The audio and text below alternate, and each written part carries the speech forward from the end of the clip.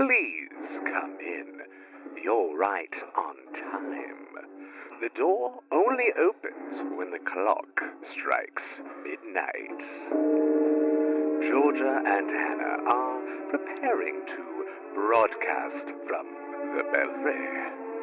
Just like this old bell tower, they have many stories to tell. Some old and some new.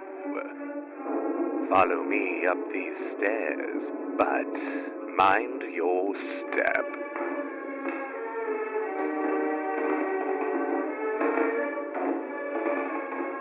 Ah, they're waiting for you. I have no idea.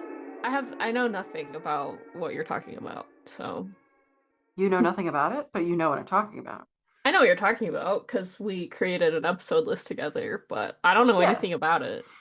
Well, first let me preface that this is going to be a little bit different. I was gonna say, it sounds very normal compared to like. It is very normal, Okay. but I feel like it's thematic to a lot of the things that we care about and we talk about or allude to in all of our episodes, season 1 Okay. and this season. Uh-huh.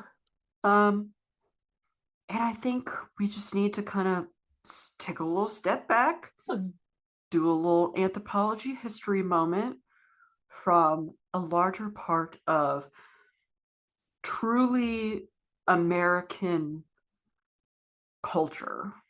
Uh-huh.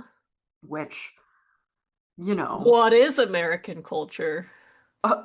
Well, let me tell you, it is an amalgamation. It is a rat king, if you will, of everyone else's cultures. That whole thing about the American melting pot, that is the case for like everything. We not only take it, but we do this thing called appropriation. But also like our own. But also like fusion, Yeah. like restaurants. That's true. I can't remember I think I was listening to a podcast or reading an article or something once upon a time, a couple years back. Probably like 5 years back now. And it was about how ridiculous it is when people say that America doesn't have its own cuisine or that like American cuisine is like burgers and hot dogs. And how like close-minded and short-sighted that is, because American cuisine is like soul food, like Southern food. And I was like, that is so fucking right. And now I'm hungry for like some fucking soul food. Yes. There are a lot of foods that have originated from the melding and explosions of cultures coming together. Yeah, I can't remember who I was talking with the other day, if it was you or Shannon, but we were talking about Chinese food and how, like, even something as seemingly straightforward as Chinese food, like, I mean, obviously it's Americanized Chinese food, but even in England, like, Chinese food is different in England as compared to American Chinese food, even though it's all like anglicized, kind of like Eurocentric Chinese food, it's still different in these two different places. And how just because Chinese food here is not quote unquote authentic because you wouldn't get this particular dish if you were in China, that doesn't mean it's not authentic Chinese food, because someone from China came here and made their food with what was available to them in this new, what food is available in this country. Exactly. It's still Chinese food. Yeah. That's way off topic, but that's okay. I mean, that's essentially what I get at a little bit later. But I'm not going to be talking about food. I'm going to be talking about something else that is physical, tangible, emotional, metaphysical evidence of cultures coming together, and that is music. Yay. American folk music has no precise nameable origin because it grew organically out of a communal tradition that's more than something for entertainment or for profit. There are folk songs that date so far back they can be considered oral histories. From its origins, folk music has been the music of the working class. It is community focused and has rarely enjoyed commercial success. By definition, it is something anyone can understand and in which everyone is welcome to participate. So what is folk? Capital F. There Your are mom. countless definitions for the term, and valid arguments could probably be made for all of them. But in summary, it is music that uses and over the generations defines the musical, quote, language, unquote, typical of a culture. For example, in the US, folk songs are usually based on the pentatonic, diatonic, or blues scales and 3 to 5 chord harmonization. Folk music also circulates through a culture for so long that it becomes part of the cultural framework. Countless variations exist of one thing. Nobody remembers who wrote the song in the first place, or nobody cares who wrote the song in the first place. Some types of folk music may be called world music. Traditional folk music has been defined in several ways as music transmitted orally, music with unknown composers, music that is played on traditional instruments, music about cultural or national identity, music that changes between generations, music associated with a people's folklore, or music performed by custom over a long period of time. So, the folk music of England is different from the folk music of Korea, but both are products of generations and generations of oral tradition. And from the onset of American history, folk music has really come back and come around when people needed it most. The earliest true American folk songs rose from when enslaved people in fields created spiritual hymns such as Down by the Riverside and We Shall Overcome. These are songs about struggle and hardship, but they're also full of hope. They sprang from the need of the worker to go to a place in her brain where she knew there was more to the world than the hardships she was facing at the time. See what you're doing? Oh, what do you mean? Flipping genders on the generic pronouns. Hey, I'm a woman, so I'm going to use she, her. Yeah, that's fine. The 20th century brought folk music back into the American overall psyche as workers struggled and struck for child labor laws and adult labor laws like the 8-hour workday or fire alarms and fire escapes. Throwback to Triangle Shirtwaist Factory Fire. Throwback. Workers and folk singers gathered in churches, living rooms, and union halls and learned songs that helped them cope with their rough work environment. Joe Hill was an early folk songwriter and union agitator. His songs adapted the tunes of Baptist hymns by replacing the words with verses about the ongoing labor struggles.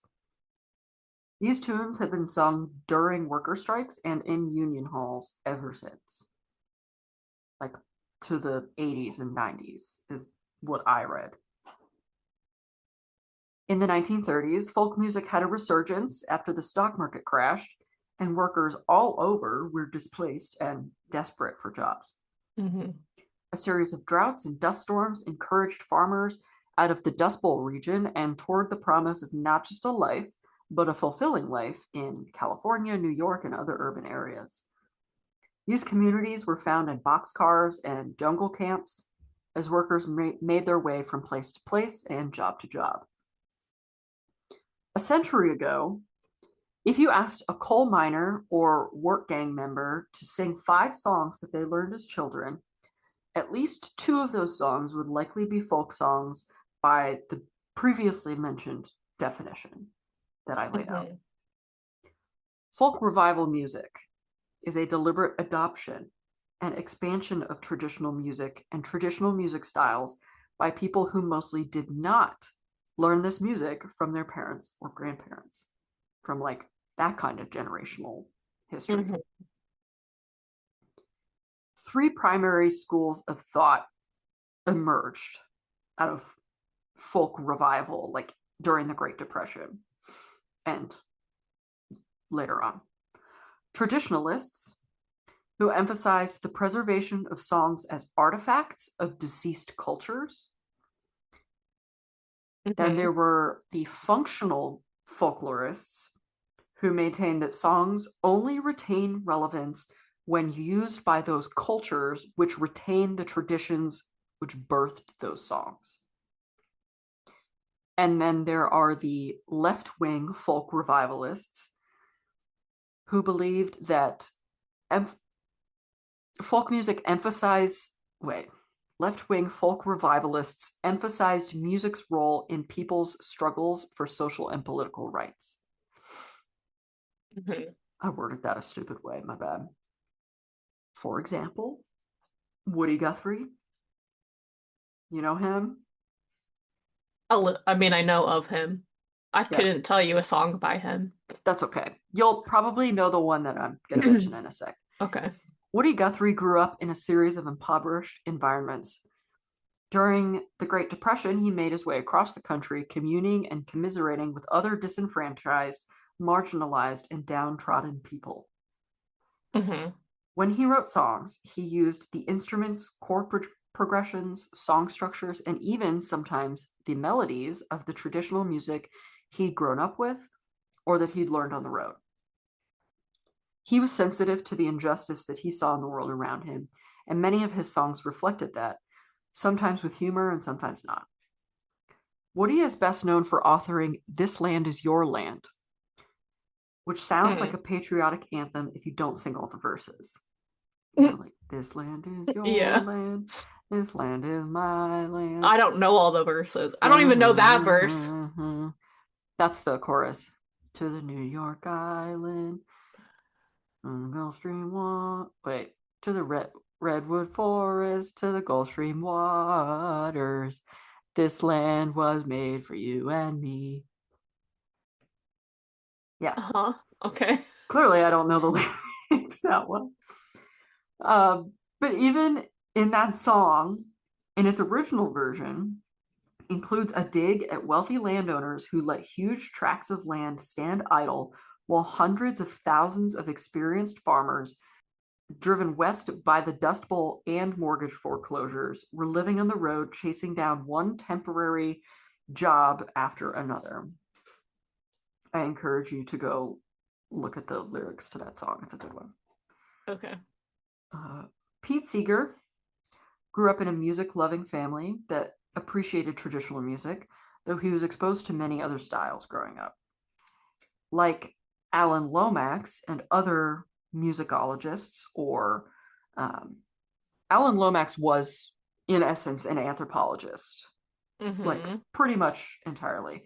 Just as an aside, I actually don't talk about Alan Lomax in my notes, but he went out to all of these communities that I've mentioned, and recorded these songs on, I think it wasn't tape at that time in like the 30s and 40s. It was like a wax cylinder or something. Exactly, yeah. Yeah. He went out and recorded thousands and thousands of these songs. I was gonna say that name. Preserve the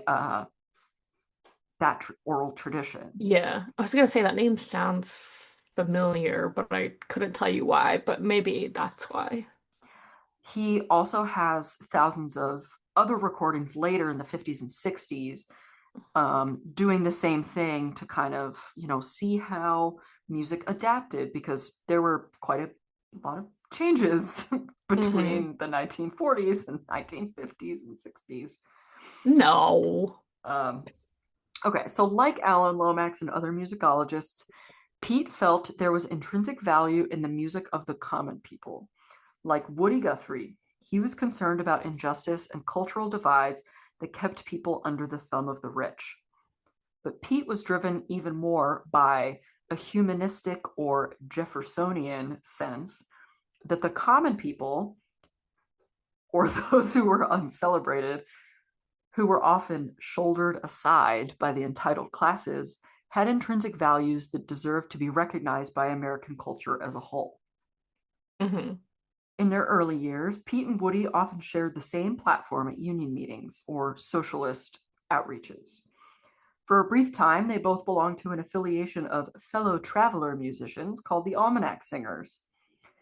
Though their careers eventually went in different directions, they always respected and supported each other, and Pete sang many of Woody's songs throughout his life. Pete died, I believe, in the 60s.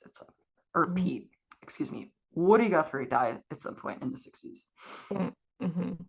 In 1950, record companies began looking for other musicians with traditional leanings because, unfortunately, McCarthy-era blacklisting soon started keeping certain anti-establishment recordings off of the radio. Mm-hmm. But by then, countless younger groups, often formed by baby boomers, had begun to take their place, not only in the clubs and coffee houses, but also on college campuses, as well as college and independent radio stations. Like many of today's indie records, these artists survived by selling self-produced records and traveling long distances between badly paying gigs, but they did it for the love of it. Folk music was driven underground and carried along by a handful of artists releasing records. Barred from mainstream outlets, artists like Seeger were restricted to performing in schools and summer camps, and the folk music scene became a phenomenon associated with vaguely rebellious bohemianism in places like New York, especially Greenwich Village, and San Francisco's North Beach, and in the college and university districts of cities like Chicago, Greater Boston, Denver, Minneapolis, and elsewhere. In the early and mid 1500s, in the early and mid 1950s, acoustic guitar accompanied folk songs were mostly heard in coffee houses, private parties, open air concerts, sing-alongs, hootenannies, and at college campus concerts. Hootenannies. Often associated with political dissent, folk music now blended to some degree with the so-called beatnik scene, and dedicated singers of folk songs, as well as folk-influenced original material, traveled through what was called the, quote, the coffee house circuit, unquote, across the US and Canada, who also allowed cool jazz and recitations of highly personal poetry. Hell yeah. Ron Eierman and Scott Beretta, two musicologists, speculate that it is interesting to consider that had it not been for the explicit political sympathies of the Weavers, that's another folk band, and other folk singers, or another way of looking at it, the hysterical anti-communism of the Cold War, folk music would very likely have entered mainstream American culture in even greater force in the early 1950s, perhaps making the second wave of the revival nearly a decade later, i.e. in the 1960s, redundant. As the music gradually found its way to commercial record companies, a handful of folks who started out with a guitar and a reliable station wagon did find their way to some measure of commercial success eventually. The most successful early folk revival band was the Kingston Trio. Their recording of Tom Dooley went gold in 1958. That success and its continuous radio airplay helped propel the careers of several contemporary groups and inspired the formation of many more. Possibly contributing to the success of the folk revival movement was a sort of vacuum of youth-oriented music on the radio. And when Tom Dooley hit the charts, rock and roll was on its way to becoming tame. Mm. Just one more product offered by the same record companies who were still getting Perry Como and Dean Martin on the charts. Mm. Though the Kingston Trio avoided blacklisting by staying out of politics, countless soloists and groups inspired by their success, the Kingston Trio, went back to Seeger and Guthrie for their inspiration and created the soundtrack for the civil rights movement and the early anti-Vietnam War movement. In fact, long before Bob Dylan became the most prominent face of the movement, he made a pilgrimage to Woody Guthrie's deathbed, during which he taught the young Arlo Guthrie how to play cross harp, which is it's both an instrument and a style. Mm-hmm. As the folk revival movement grew, appreciation for musical traditions outside the Kingston Trio-centered mainstream grew as well. Traditional blues musicians like Reverend Gary Davis, traditional gospel musicians like the Clara Ward Singers, traditional Irish bands like the Irish Rovers, and many more were included in concerts across America. A number even found their way to emerging folk record labels. Even bluegrass got a nod. Bluegrass was always sort of relegated to, hoedown music, the mountain folk. When I think of folk music in America, bluegrass is what I would think of first and foremost. Exactly. Which that's sort of what became the popular thing after the fact. Pete Seeger defined it as folk music on overdrive, bluegrass, and printed the tablature of Foggy Mountain Breakdown in his banjo method book because he liked it so much. The vast majority of folk revival musicians who had long careers and multiple albums on mainstream labels were middle or upper class white people. So were most of the concert goers and record buyers. So is this heading where I think it's heading? I don't know. Into a large event that's very famous. Oh no. Oh, okay. That was rock anyway. Yeah, I guess so. Are you talking about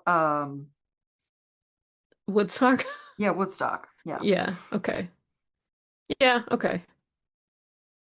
So, though people were celebrating an apparent blurring of cultural lines with the sons of Klansmen sharing the stage with the grandsons of slaves, enslaved peoples, the folk revival movement never really changed American culture as was hoped. So today, if you buy a retrospective collection of folk music, you'll mostly get a collection of songs by white people who were drawn to the music by their love of it, but you won't necessarily see the whole picture. The really what we're getting at here, the why and the tradition. The folk revival movement included a flood of people who not only learned and passed on traditional songs, but who also wrote songs in traditional styles. A certain amount of this resulted from trying to make ancient texts and nearly unsingable tunes more accessible to modern audiences. A certain amount of this resulted from copyright concerns. If you completely rewrote, then publicized a song from 1,000 years ago that no one else had ever heard of, shouldn't you get all the royalties from it? Actually, I mean, I don't know him personally, but I know someone who did that. Yeah. I don't know what the royalty situation is. I don't really think he cares because he does it more for the he did it His name is Joe Goodkin, and he essentially took the Odyssey Mhm. and has like given it modern lyrics, and it's just him and his guitar, and he does it to like share the story of the Odyssey. It's not about, because he loves the story and he wants it to be accessible to more people, and music is like his, method of storytelling. I mean, Um, that's literally folk music. and we It's got literally him what it is. we got him to come perform the Anthro Club in college. We got him to come perform on campus, and it was really cool. I mean, it was different, and it was really cool. Oh, yeah. Um, but yeah, I'd be interested. I don't know.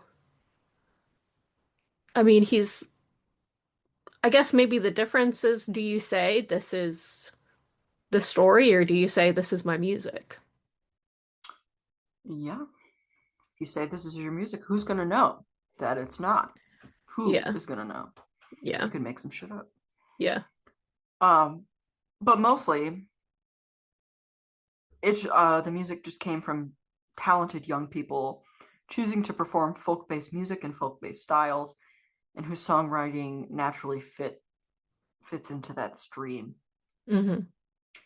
The earliest folk revival music and the earliest country and western music were very closely related. Mm-hmm. They began to diverge when country and western sort of took on a life of its own, and became more Mm-hmm. showy with like mandatory cowboy hats and Mm. glitter trimmed suits and tassels. That Yeah. said, the chord choices and the melodic and harmonic traditions stayed virtually the same. For years, Johnny Cash would have folk singers on his television program, and they never had trouble jamming together.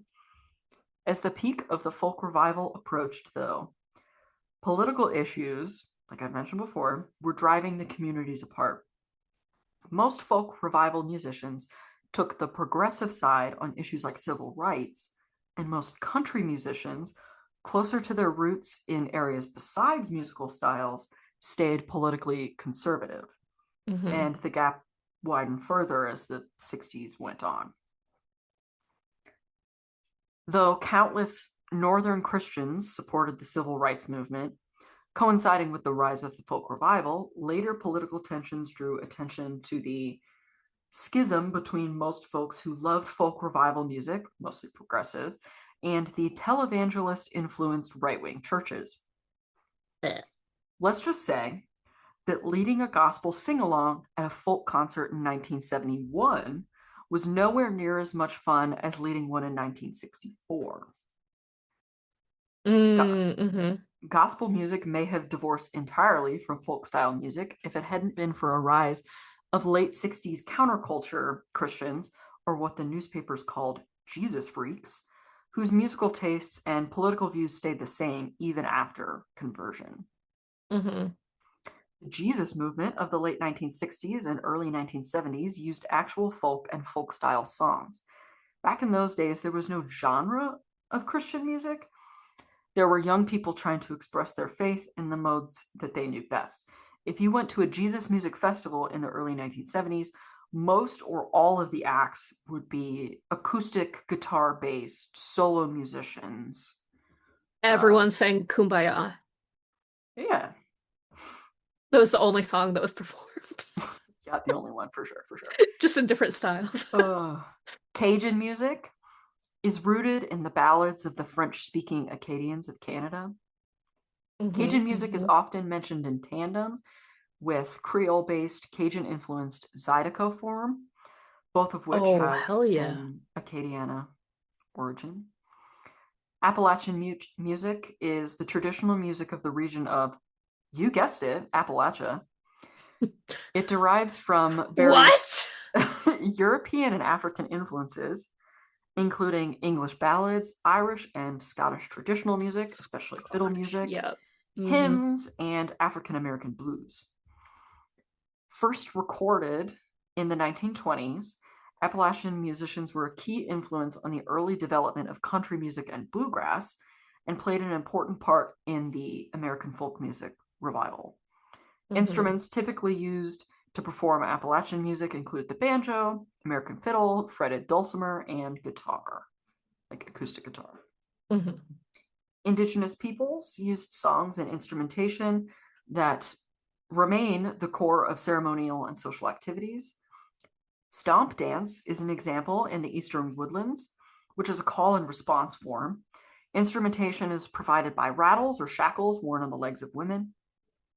Other indigenous nations have their own complexes of sacred and social songs, including those for animal dances and friendship dances, and songs that accompany stickball games. Central to the music of the indigenous peoples of the Great Plains is the drum, which has been called the heartbeat of their music. African American folk music has roots in slavery and emancipation. Can't say that word. Sacred music, called spirituals, are a cappella and instrumentally accompanied. This is at the heart of the tradition. Early spirituals framed Christian beliefs within native practices and were heavily influenced by the music and rhythms of African culture and folklore. Spirituals are prominent. They're used widely and often use a call and response pattern. Gospel developed after the Civil War. It relied on biblical text for much of its direction, and it was common to use metaphors and imagery in the lyrics. Gospel is a, quote, joyful noise, end quote, sometimes accompanied by instrumentation and almost always punctuated by hand clapping and some kind of body movement, like toe tapping or swaying. Shape note, or sacred harp, singing developed in the early 19th century as a way for migrant singing instructors to teach church songs in rural communities. They taught using songbooks in which musical notations of tones were represented by geometric shapes that were designed to associate a shape with its pitch rather than on a musical staff. Sacred harp singing became popular in many rural communities regardless of ethnicity. Later, the blues tradition developed with roots in and parallels to sacred music. Then jazz developed, born from a blend of ragtime, gospel, and blues. Anglo-Scots Irish music traditions gained a place in American folk music in the late 1800s. Because of its size and portability, the fiddle was the core of early Anglo music. But other instruments such as the guitar, mandolin, banjo, and steel guitar were added later. Various music traditions trace their roots to the British Isles, including cowboy ballads, Western swing, and contemporary country and Western. Love cowboy ballads. Ironically. Yeah. Other Europeans, such as Bohemians and Germans, settled in the late 19th century. Their social activities centered on community halls, where local musicians played polkas and waltzes on the accordion, piano, and brass instruments. I went to a polka, and it was one of the most fun things I've ever done. Yeah. Seth's family loves a polka. Like, in a barn. I don't know anyone, but everyone's in a circle, and someone just grabs your hand, and now you're in the circle, and you don't know what to do, but you fucking figure it out real fast. Just hang out. It was so much fun. Mexican immigrants brought beautiful canciones and corridos, love songs, corridos, gotta roll the R there, waltzes and ballads to the States. Similar to many indigenous communities, each rite of passage in Hispanic communities is accompanied by traditional music.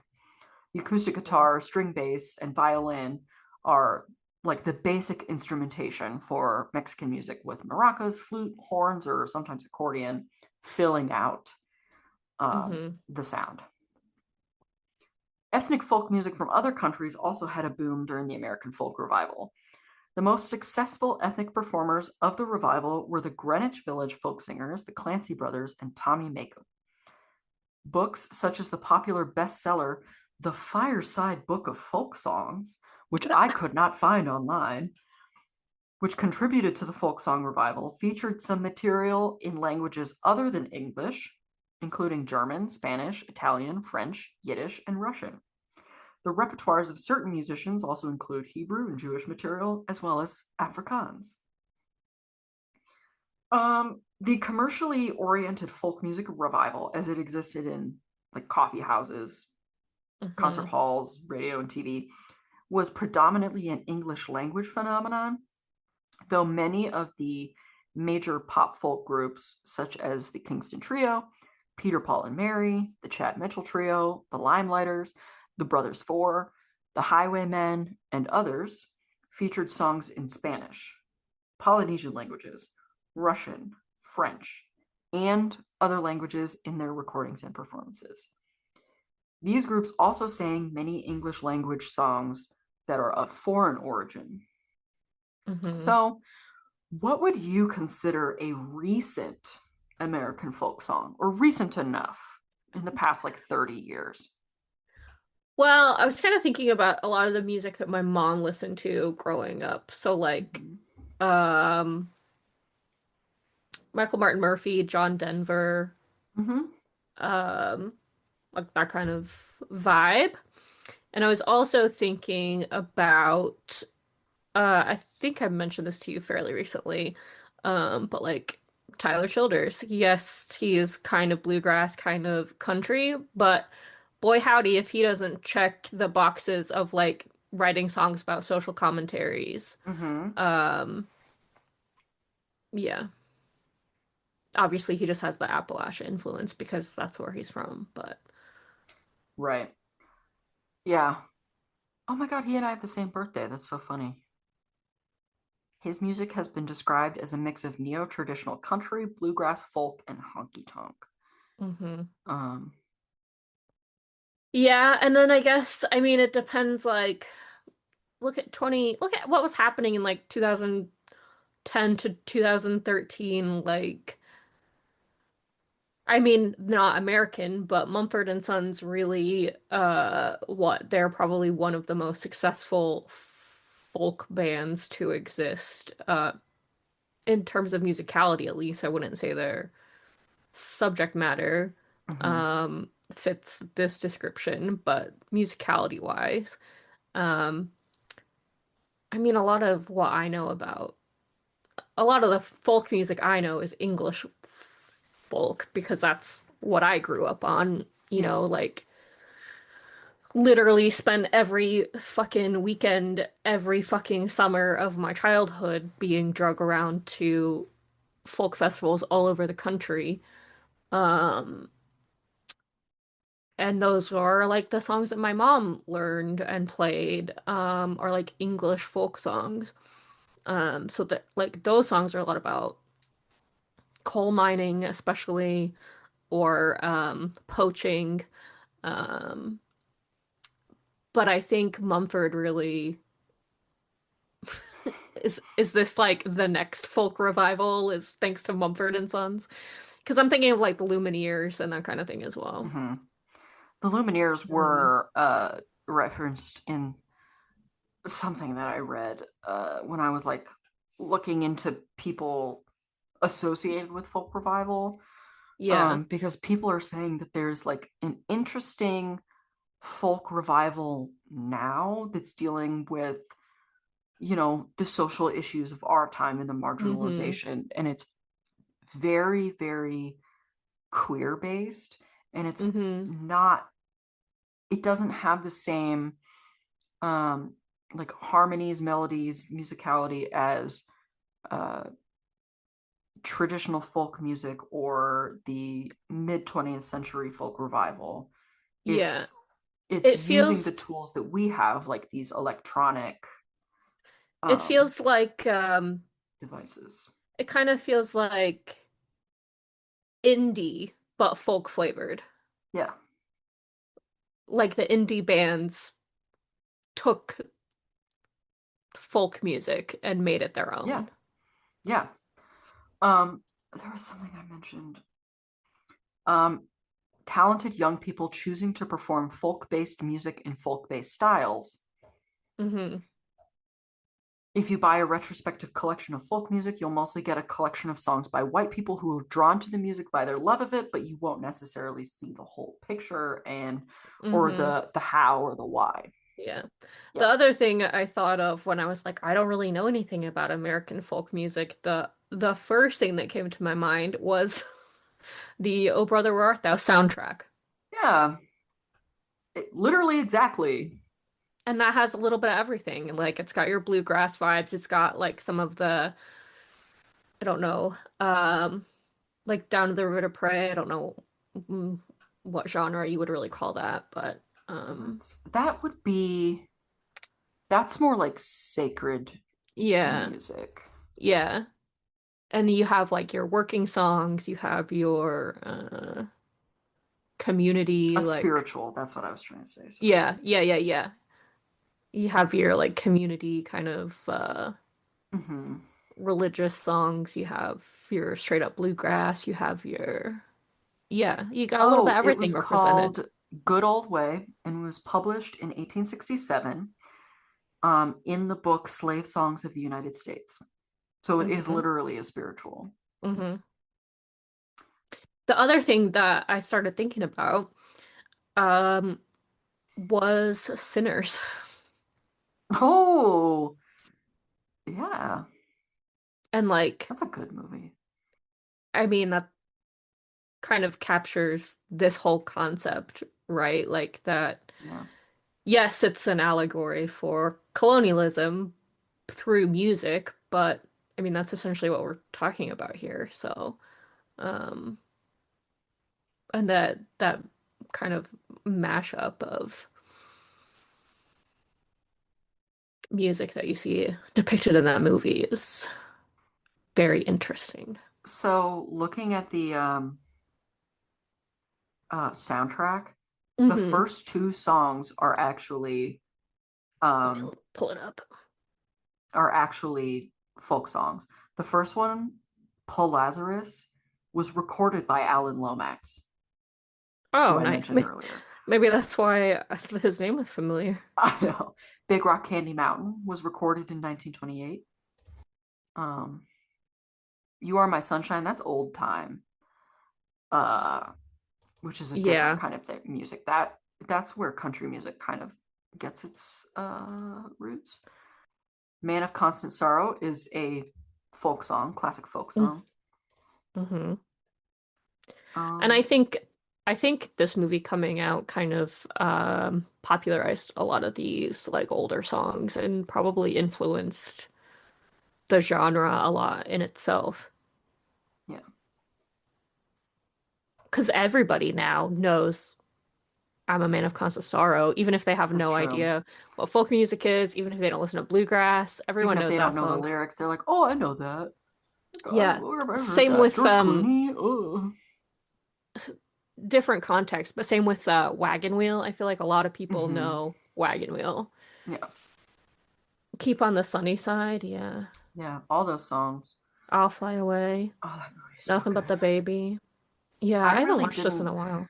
like Oh, Death. get. I love that one. Oh yeah, That I has to didn't really be. get into folk music really at all until Seth came into my life. Uh, That makes sense. because I was all about that rock, that emo life, Yeah. as Oh, an Death angsty motherfucker. is a Baptist preacher. But I think that's why I really wanted to talk about this, is because it's something really interesting that came into my life, and I'm like, oh, this has some serious history and importance in like actual American culture. So I want to Mm-hmm. talk about it. Yeah. I'm gonna talk about it. Yeah. And just to be like, what is American folk music? Yeah, it's a Yeah. lot. Because, yeah, it is. Like, I would still say the first thing that comes to my mind, other than the Brother Where Art Thou soundtrack, Yeah. is bluegrass music. Hmm. But yeah, clearly a lot of that has roots in slavery. But also, especially like Appalachia. I think that's more familiar to me because it's coming from England and Scotland and Mm-hmm. Ireland, and I know that folk music. Yeah. I don't know. I got drugged to so many fucking folk festivals as a kid that I didn't really like. Even if I enjoyed it, it was like rebelling to not listen to it. But now that Yeah. I'm an adult, I'm like, oh, I can actually like enjoy Yeah. some folk music now. Like one of my mom's favorite bands, is called Show of Hands. Mm-hmm. Um, and they would, obviously not American, but they would fall into that category of like they're, well, they were young 20 years ago, but those people who are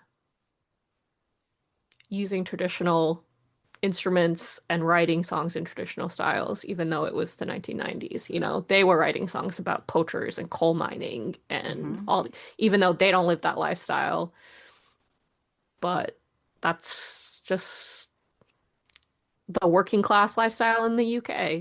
So, I mean, folk singers, they weren't, or at least folk revivalists weren't yeah. themselves working class people, but they were taking these tunes and making a greater audience hear them. Yeah. Yeah, and also applying the socio-political commentary to it. Like, they have a song called Roots that's all about like the roots of England and how they're going to shit. Yeah. Um, so yeah. Feel bad that I keep talking about English folk music, but that's what I know. So Okay. Good folk sorry. music. I'm sorry. I appreciate you listening to my rant. Yeah. Shannon really likes folk music as well. Yeah. But that's because he grew up with his dad playing the fiddle Mm-hmm. and the banjo and the guitar. And probably knowing like actual folk songs. Yeah, like when we started doing the Cumberland Reel at Bonfire Night, he was like, "Oh, my dad plays this on the fiddle." Mm. And I was like, "Oh, okay." Which, well, that's probably older than a folk song, but same kind of thing. Like he grew up with all that shit. Can say though, I don't really give a shit about John Denver other than Country Roads. Yeah, that song's pretty good. Yeah. Country roads, Take me take me home. home to the place I belong. And we just talked about Mothman, and we did, for the record, in case anyone needs to know, I think, sang that song like 3 times Oh, probably on our way to easy. West Virginia Easy. And on the way back too. and on the way back, on our Yeah. way home. Oh, we Yeah, also sang it on the way to Williamsburg a bit too. because we were driving through West Virginia. Yep. Drove a little Hmm. bit through West Virginia, Oh God, I just want to go back so bad. yeah. Oh, Okay, goodbye. Well, that concludes this week's broadcast. I hope you've enjoyed it. If you wish to stay in touch, reach out to us at broadcastfromthebelfry@gmail.com or stalk us on Instagram at broadcastfromthebelfry. Again, I hope you've enjoyed our little show. Please rate and review. And until next week, stay